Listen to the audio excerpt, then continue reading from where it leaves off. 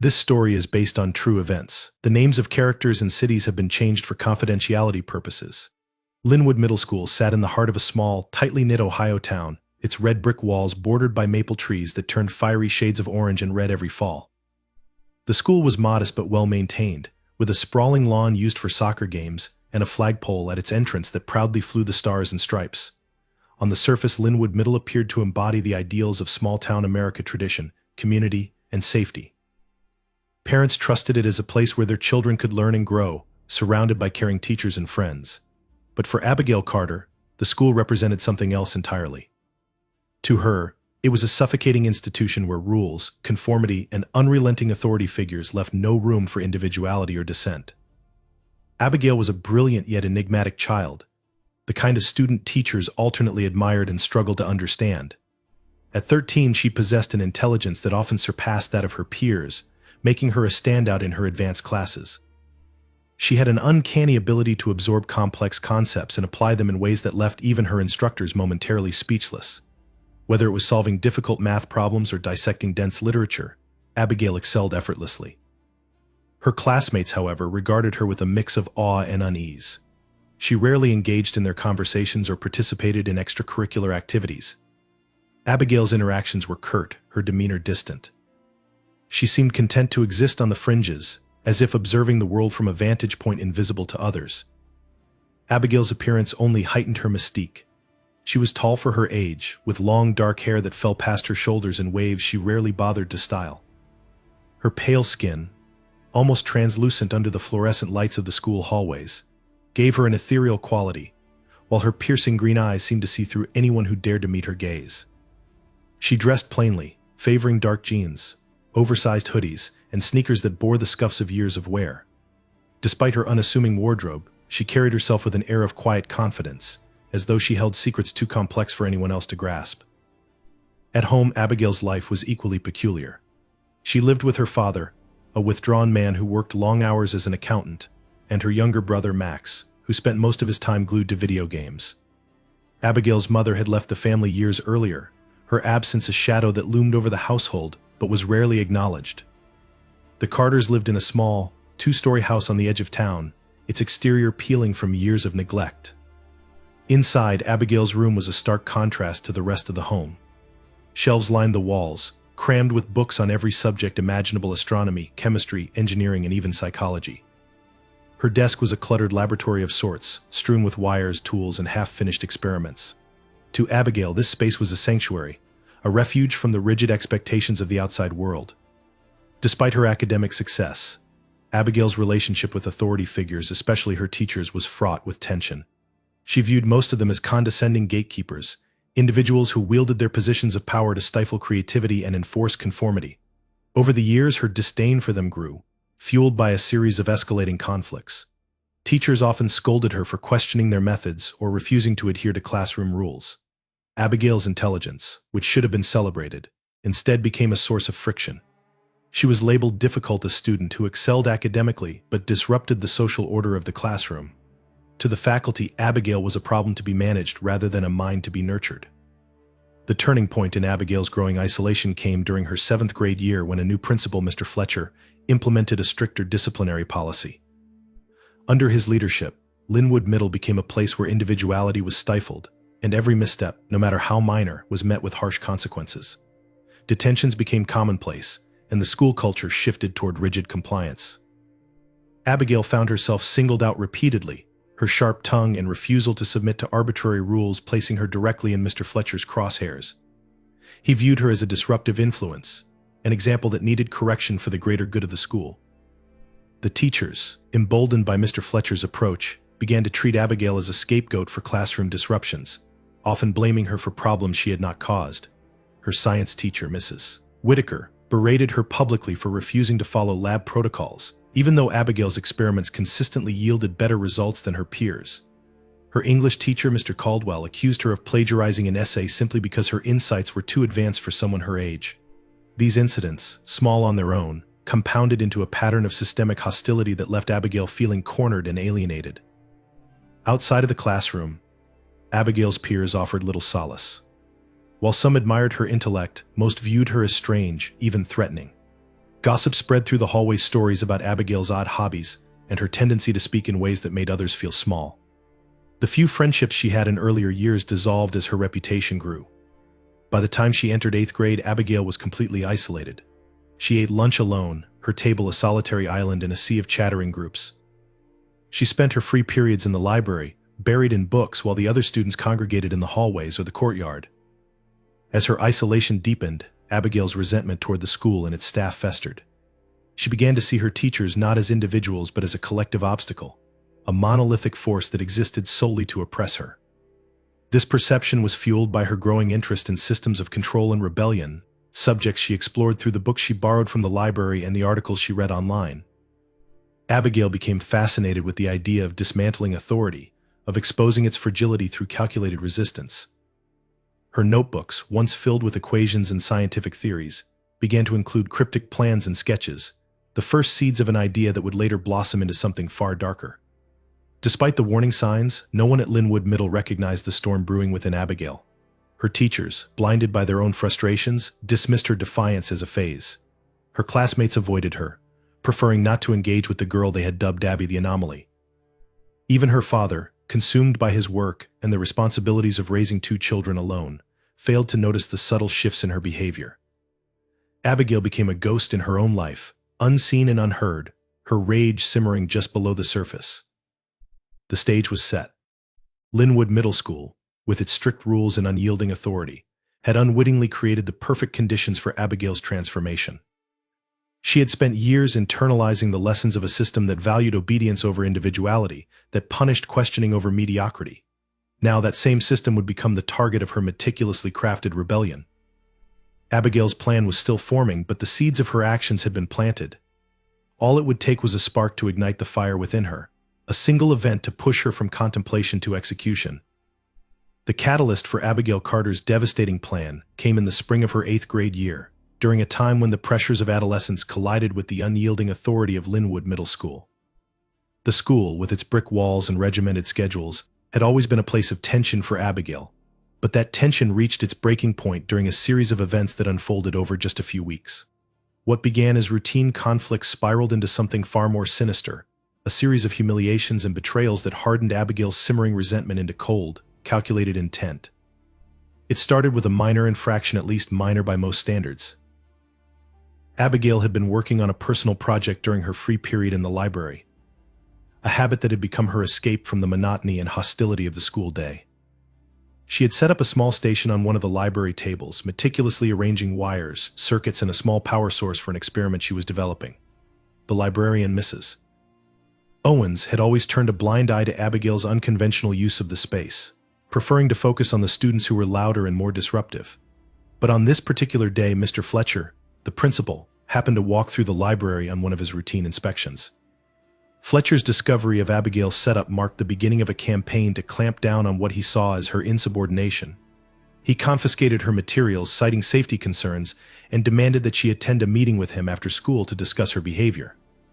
Abigail, her pride already wounded, sat through the meeting as Fletcher lectured her about following the rules and respecting authority.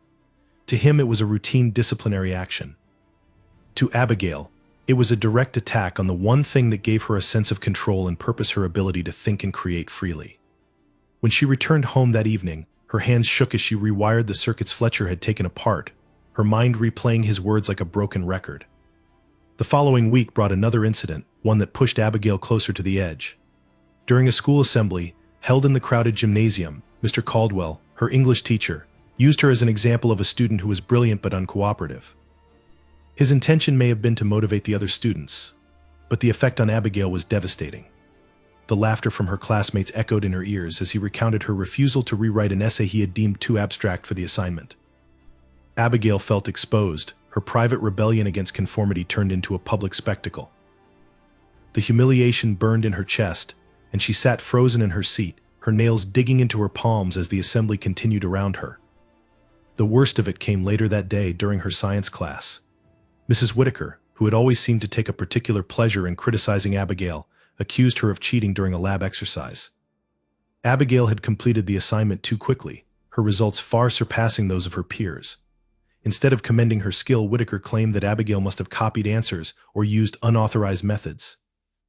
In front of the entire class, Whitaker demanded that Abigail redo the experiment under supervision, her voice sharp and cutting.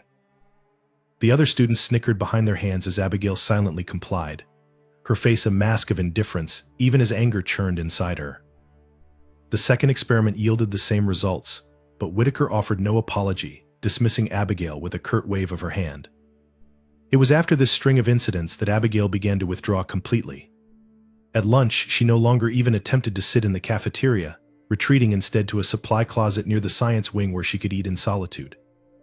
Her evenings, once filled with experimentation and reading, became darker and more obsessive. She started compiling lists in her notebooks, each entry a record of a slight she had endured, a wrong she felt needed to be corrected. The pages became more detailed over time, evolving from abstract complaints to specific ideas about how she might even the score. At first, these thoughts felt distant, like the plots of the novels she had devoured as a child. But the more she wrote, the more tangible they became, each entry pulling her closer to the idea that her revenge could be something real. What solidified her resolve was an event that seemed small in the eyes of others, but represented the final betrayal to Abigail. It happened during another of Fletcher's inspections, this time in her homeroom. As he entered the classroom, his gaze swept over the students, his expression as stern and humorless as ever. When he reached Abigail's desk, he paused, noticing a notebook she had been writing in. Without asking permission, Fletcher picked it up and began flipping through the pages. Abigail froze, her heart pounding as she realized which notebook he held, the one where she had documented her ideas for dismantling the systems that oppressed her. The pages contained diagrams, sketches, and cryptic notes that, while not overtly incriminating, hinted at her growing fascination with destruction. Fletcher's reaction was swift and decisive. He confiscated the notebook, warning her of the consequences of wasting time on nonsense instead of focusing on her studies. Abigail's protests fell on deaf ears, and by the end of the day, she learned that Fletcher had shared the notebook with several of her teachers, framing it as evidence of her lack of focus and inappropriate behavior. For Abigail, this was more than an invasion of privacy, it was a declaration of war. The notebook had been her sanctuary, a place where she could express her thoughts freely, and now it had been weaponized against her. In the days that followed, Abigail's isolation deepened. Her classmates avoided her even more than before, wary of the rumors that had begun to circulate about her disturbing notebook.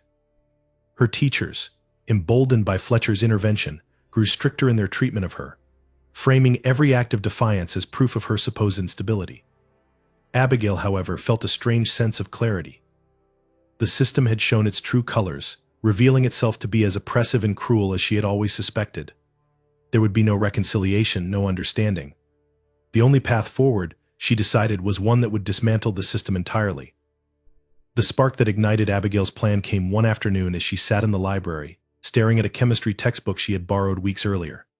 Her mind drifted to the experiments she had been forced to abandon, the confiscated materials that had once given her a sense of purpose. As her eyes scanned the pages, a particular section caught her attention, a detailed explanation of chemical reactions that could produce explosive results. The idea began to take shape almost immediately, her thoughts aligning with a precision that surprised even her. What if she could use her knowledge not just to escape the system, but to destroy it? What if she could target the very people who had made her life unbearable, ensuring they could never harm her or anyone else again? That night, Abigail began to plan in earnest. She wrote for hours, filling page after page with calculations, sketches, and step-by-step instructions. Her earlier notebooks, filled with vague notions of rebellion, now served as a foundation for something far more concrete.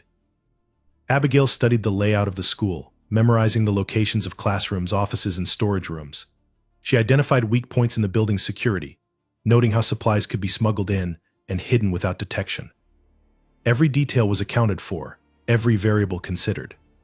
By the time she finished her initial draft, the seed of her plan had grown into a fully formed blueprint for destruction. The catalyst was complete. Abigail Carter, once a brilliant but misunderstood child, had crossed the threshold from victim to avenger.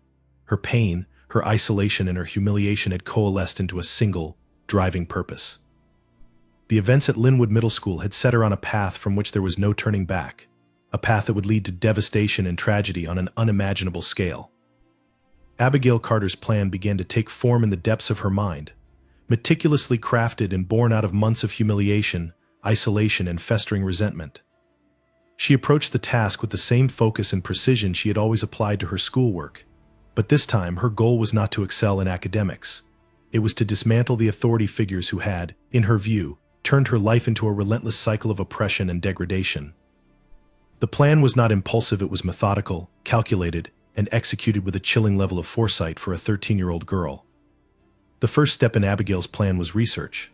She devoted weeks to studying the properties of various substances, focusing on materials she could acquire without raising suspicion. Her knowledge of chemistry, cultivated through years of self-directed learning, allowed her to identify a combination of household chemicals and components that could produce the desired effect. Abigail's goal was to create an explosive device, one that was compact, effective, and easy to conceal. She combed through online forums and scientific journals, cross-referencing information and experimenting in secret to ensure her calculations were accurate. Her experiments were conducted with the utmost care in her bedroom, a space she had transformed into a clandestine laboratory. Using items scavenged from her father's garage, thrift stores, and even discarded electronics from the school's tech club, she built small prototypes to test her designs. Each failure taught her something new, refining her techniques and sharpening her understanding of the materials. Abigail kept meticulous notes, recording every detail in a notebook coated with symbols and abbreviations to conceal the true nature of her work. The notebook became her most prized possession, hidden in a hollowed-out textbook on her bookshelf. As her confidence grew, Abigail turned her attention to logistics. She knew that the success of her plan depended not only on the functionality of her device but also on the precision of its execution. Timing, placement, and concealment were critical. She began to observe the routines and schedules of her teachers, noting patterns in their movements and the times when they were most likely to gather in a single location. It didn't take long for her to identify the perfect opportunity: a mandatory teacher meeting held every Friday afternoon in the school auditorium. The meetings, attended by all faculty members, provided Abigail with a rare chance to target her perceived oppressors collectively. With her target identified, Abigail began to study the layout of the school auditorium. She volunteered to help set up for assemblies and events, using the opportunity to familiarize herself with the space. She took note of the stage, the seating arrangements, and the storage rooms where equipment was kept. Abigail paid particular attention to the wiring and ventilation systems, identifying potential weak points that could amplify the impact of her device. Her observations were recorded in her notebook, accompanied by detailed diagrams and contingency plans. The next phase of Abigail's plan involved acquiring the necessary materials. She knew that drawing attention to herself could jeopardize everything, so she adopted a strategy of patience and subtlety. Over the course of several weeks, she purchased small quantities of chemicals and components from various stores, paying in cash and spreading out her visits to avoid suspicion. Some items were scavenged from around her home, repurposed from common household objects. Others were stolen from the school's science lab during her free periods, carefully concealed in her backpack. Each acquisition brought her closer to her goal, the pieces of her plan falling into place like a grim puzzle. As the day of the attack approached, Abigail focused on assembling her device.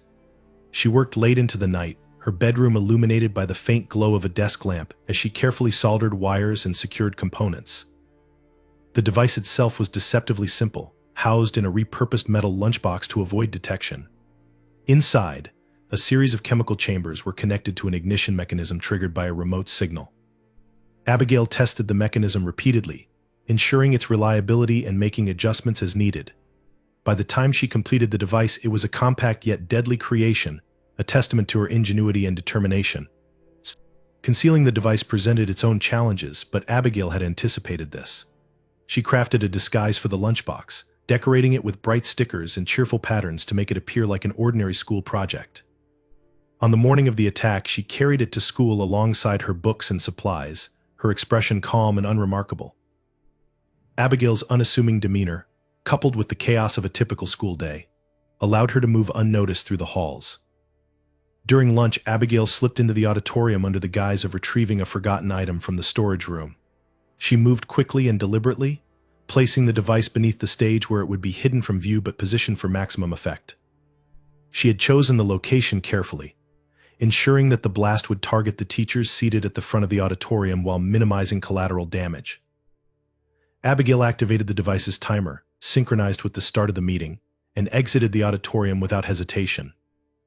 By the time she returned to her classroom, she had seamlessly rejoined the flow of the school day, her actions leaving no trace of suspicion.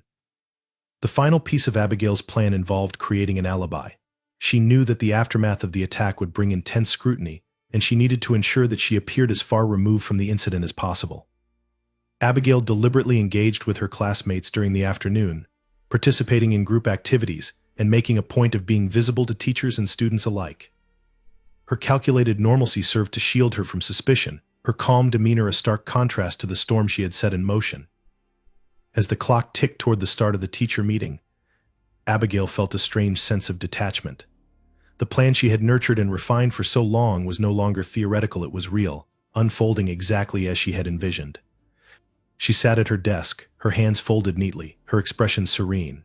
Around her, the rhythms of the school day continued uninterrupted, unaware of the impending catastrophe. When the timer reached 0, Abigail knew the explosion would reverberate not just through the auditorium but through the entire fabric of Linwood Middle School.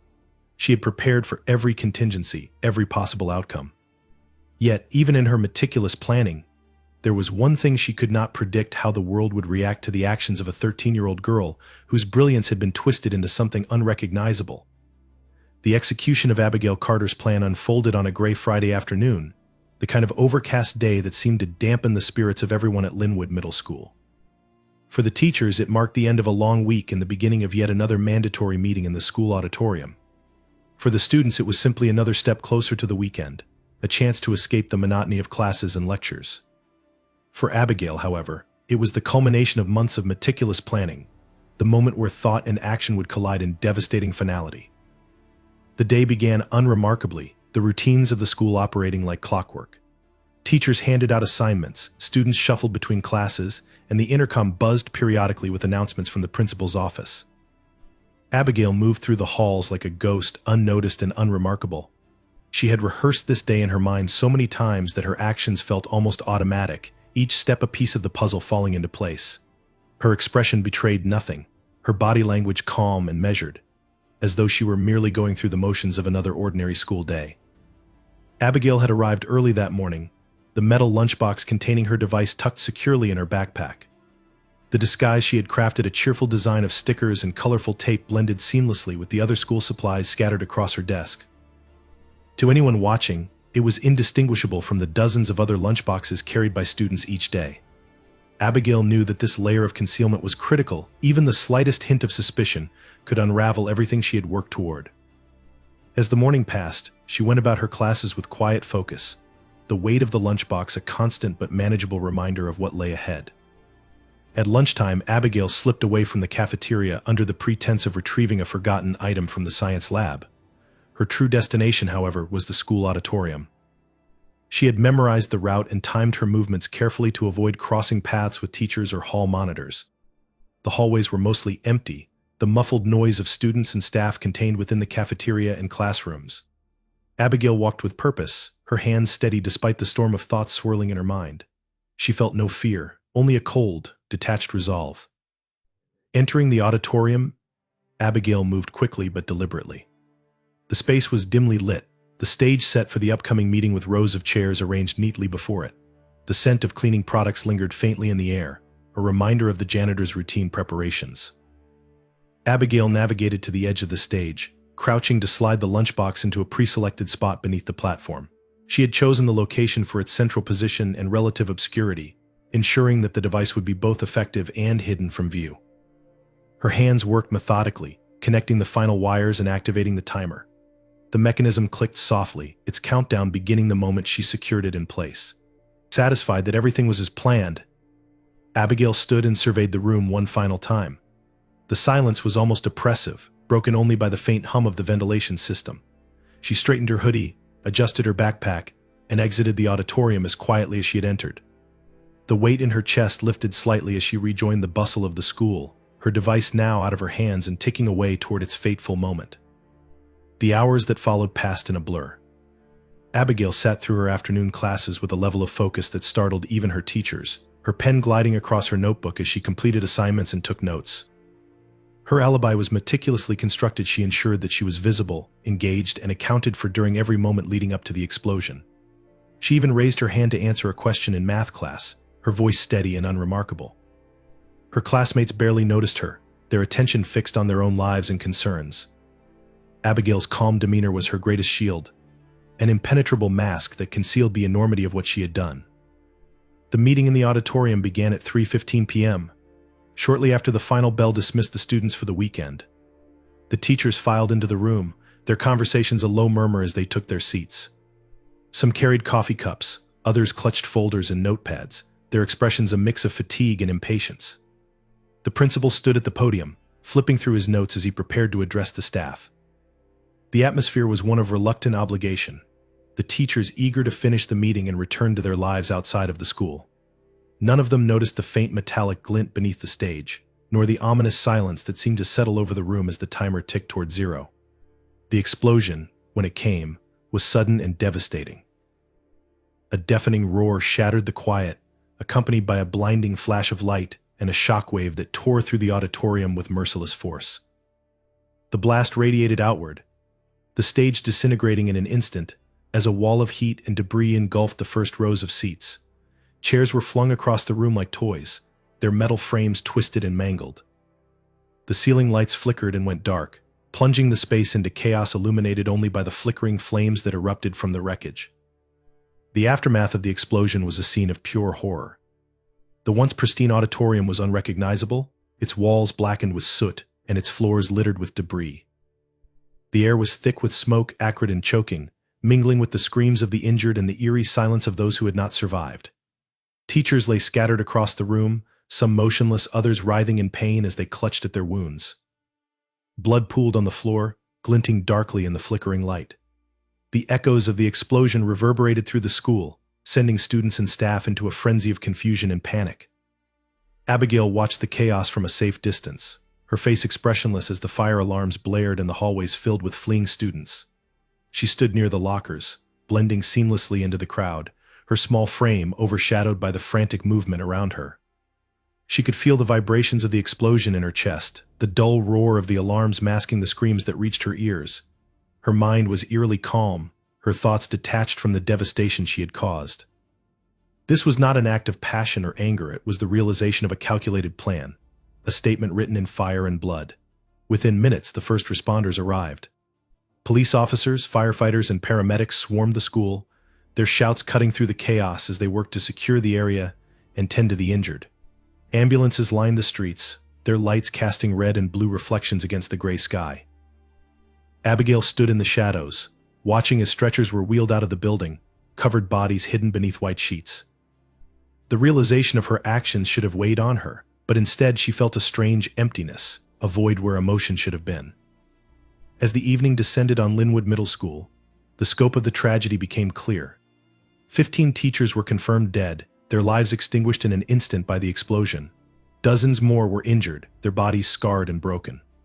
The auditorium, once a place of lectures and gatherings, was now a smoldering ruin, its charred remains a stark testament to the horror that had unfolded.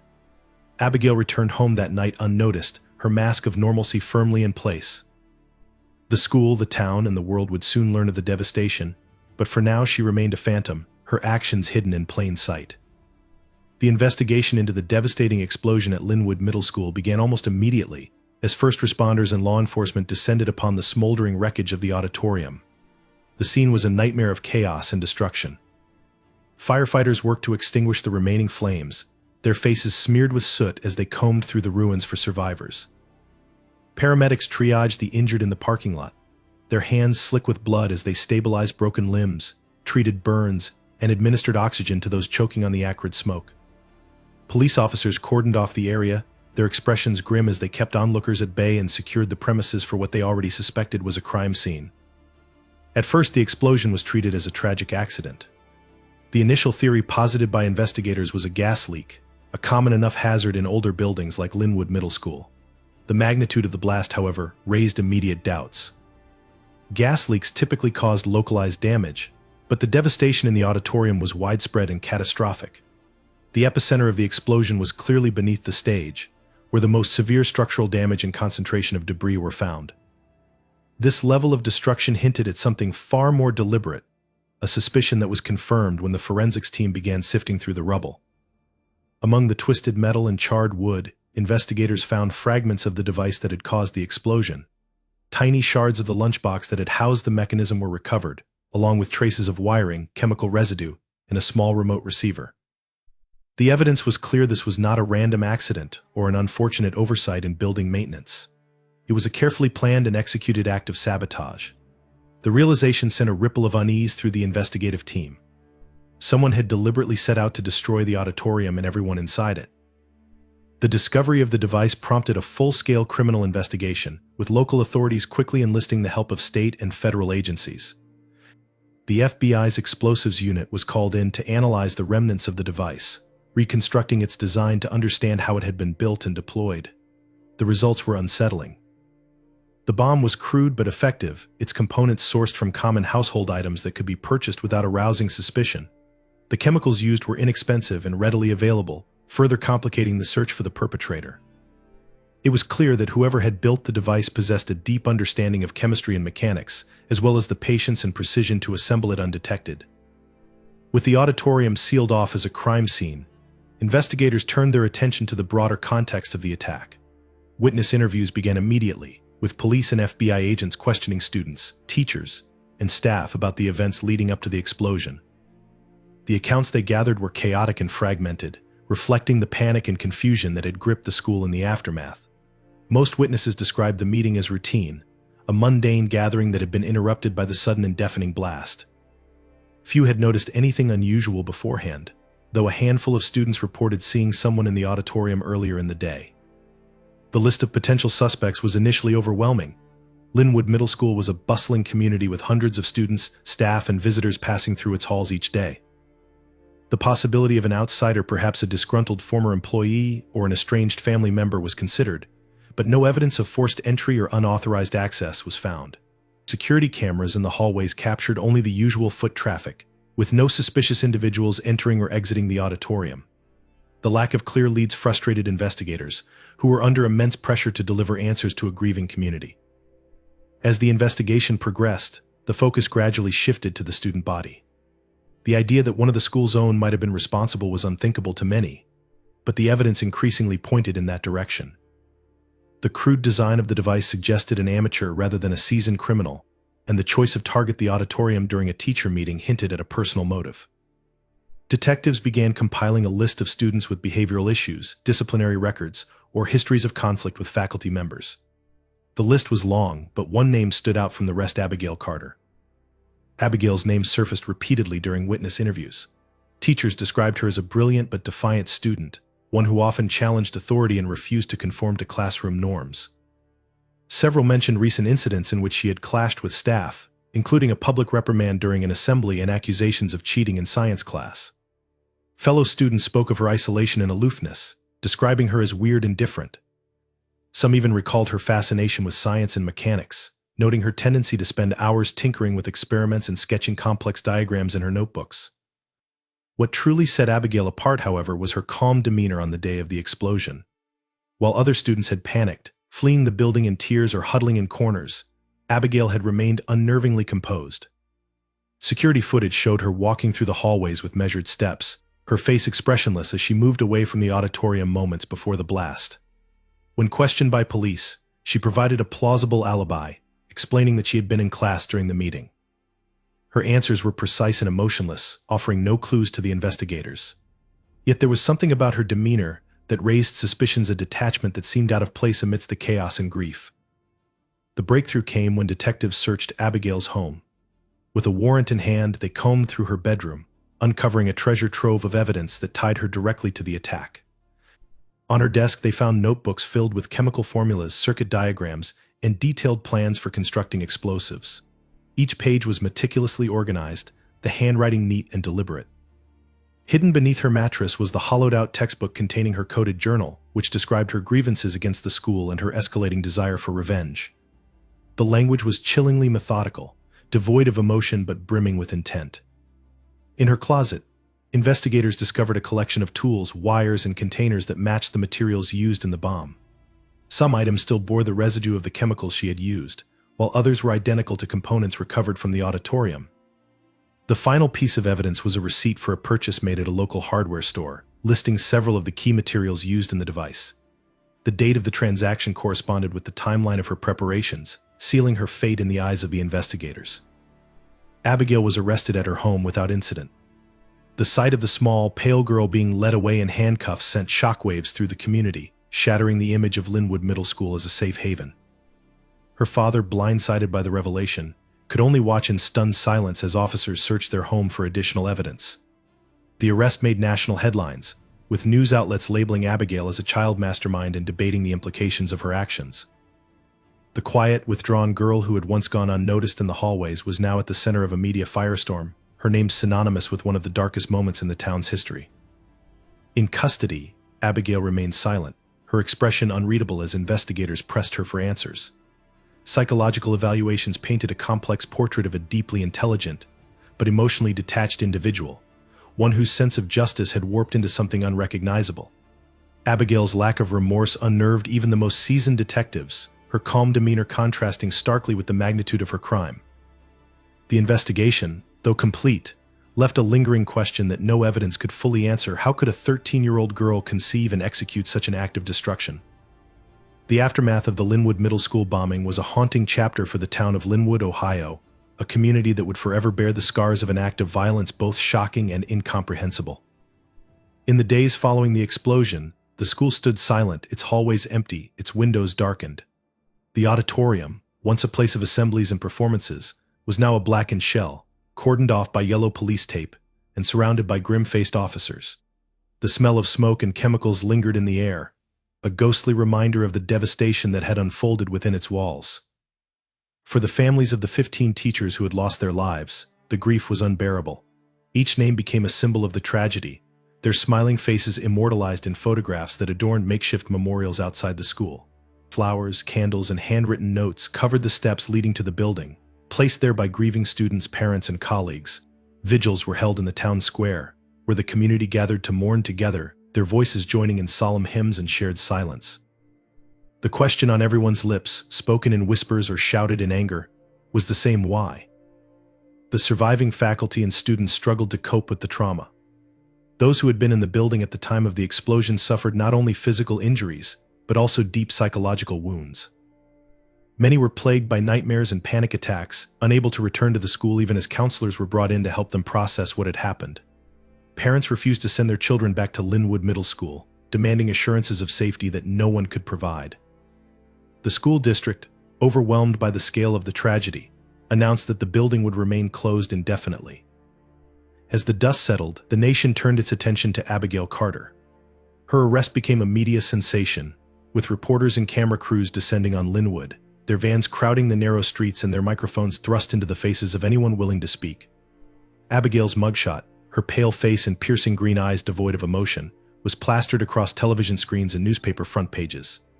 Headlines called her the teen bomber and the child genius turned killer, while pundits debated the meaning of her actions. Was she a cold-blooded monster, or a deeply disturbed child failed by every system meant to protect her? The legal proceedings that followed were as unprecedented as the crime itself. Abigail, just 13 years old, was charged as an adult, a decision that sparked fierce debate. Advocates for juvenile justice argued that she was too young to fully understand the consequences of her actions, while others pointed to the meticulous planning and execution of the attack as evidence of her intent and culpability. The trial was moved to another county to ensure a fair jury, but the court of public opinion was already divided. Abigail's name had become a symbol, and everyone had an opinion on what should be done with her. Inside the courtroom, the atmosphere was tense, the air heavy with the weight of the case. The prosecution laid out their evidence in painstaking detail, presenting Abigail's notebooks, the materials recovered from her home, and the security footage that showed her movements on the day of the bombing. Experts testified about the complexity of the device she had built, marveling at her ingenuity even as they condemned her actions. The defense, meanwhile, painted a picture of a lonely, misunderstood child pushed to the brink by bullying and systemic neglect. Psychologists described Abigail's intelligence as both a gift and a burden, arguing that her emotional detachment and lack of social connection had led her down a dangerous path. Through it all, Abigail remained silent. She sat at the defense table, her expression calm, her eyes fixed on an invisible point in the distance. She did not react to the testimonies, the evidence, or the sobs of the victims' families. Her lack of emotion was chilling, unsettling even the most seasoned observers. When the time came for her to speak, she declined, her refusal to offer any explanation or apology leaving a void that no one could fill. This silence, more than anything else, cemented her image as an enigma, a child whose motives remained a mystery, even to those who studied her most closely. The trial concluded with a verdict of guilty on all counts. Abigail was sentenced to life in prison, without the possibility of parole, a decision that brought little comfort to the grieving families and left the town divided. Some felt that justice had been served, that the sentence reflected the gravity of her actions. Others saw it as a failure of the system, a punishment that ignored the circumstances that had shaped her into someone capable of such violence. Abigail's case became a touchstone for discussions about the treatment of juvenile offenders, sparking nationwide debates that continued long after the courtroom doors had closed. Back in Linwood, the community struggled to rebuild. The school remained closed, its future uncertain as officials debated whether to renovate the building or tear it down entirely. Students were relocated to other schools in the district, their presence a constant reminder of the tragedy. The teachers who survived the bombing faced their own struggles, many choosing to retire early or move away, unable to face the memories that haunted the halls of Linwood Middle School. The loss of 15 colleagues had created a void that could never be filled, their absence felt in every empty desk and quiet classroom. The town itself bore the scars of the tragedy. Businesses struggled as the influx of media attention gave way to a lingering stigma that kept visitors away. Linwood, once a quiet, unremarkable place, was now infamous, its name forever tied to the actions of a 13-year-old girl. The residents carried this burden in different ways. Some channeled their grief into activism, organizing campaigns for better mental health resources in schools and stricter safety protocols. Others withdrew, their pain too great to share, their lives irrevocably changed. For Abigail's family, the aftermath was particularly devastating. Her father, a quiet man who had worked tirelessly to support his children, became a recluse, unable to face the judgment of the town or the weight of his own guilt. Neighbors whispered about the warning signs he had missed, the opportunities to intervene that had slipped through his fingers. Abigail's younger brother, Max, struggled to comprehend the enormity of what had happened, the sister he had idolized now a figure of national infamy. The Carter home, once a place of quiet normalcy, became a symbol of tragedy, its windows shuttered, its mailbox overflowing with letters, some of sympathy, others of hate. Abigail herself faded from public view, her life confined to a high-security juvenile detention facility. The world outside moved on, but within the walls of her cell, time stood still. Reports from prison staff described her as a model inmate, quiet, cooperative, and eerily detached. She spent her days reading, her appetite for knowledge undiminished, and her nights writing in a series of notebooks that no one else was allowed to see. Despite numerous attempts by psychologists and researchers to understand her, Abigail remained an enigma, her motives and inner thoughts locked away in the same silence that had defined her trial. Years later, the name Abigail Carter would still evoke shivers in those who remembered the events of that gray Friday in Linwood. The town would never fully recover, its identity forever intertwined with the tragedy. And yet life went on. Children grew up, families moved in and out, and the seasons changed as they always had. But beneath the surface, the memory of that day lingered, a shadow that refused to fade, a reminder of the darkness that had emerged from the unlikeliest of places.